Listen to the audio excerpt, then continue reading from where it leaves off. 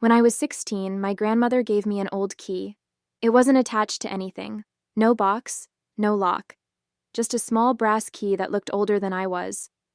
When she handed it to me, she smiled and said, "Don't lose it.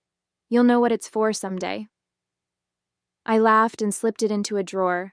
A few years later, she passed away. After that, life moved fast. School became work.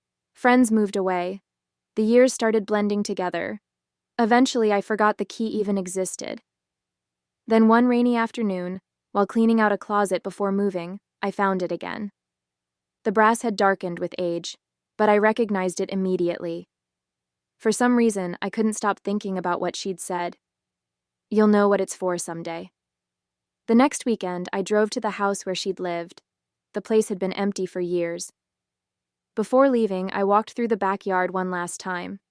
Near the fence stood an old wooden bench she used to sit on every evening. Something caught my eye. Underneath the bench was a small metal box I had never noticed before. My heart started racing. The lock was old, and the key fit perfectly. Inside was a bundle of letters tied together with faded string. Every letter was addressed to a different year of my life: 20, 25, 30, 35, 40. I opened the first one. It wasn't advice, it wasn't money, it wasn't a secret. It was simply a story about a mistake she made when she was my age. At the end, she wrote, "Most people spend their lives trying not to fail. That's why they never discover who they could become." I sat there reading until sunset, one letter after another. Each one contained a memory, a lesson, a regret, a hope. It felt like having one final conversation with someone I thought I'd lost forever.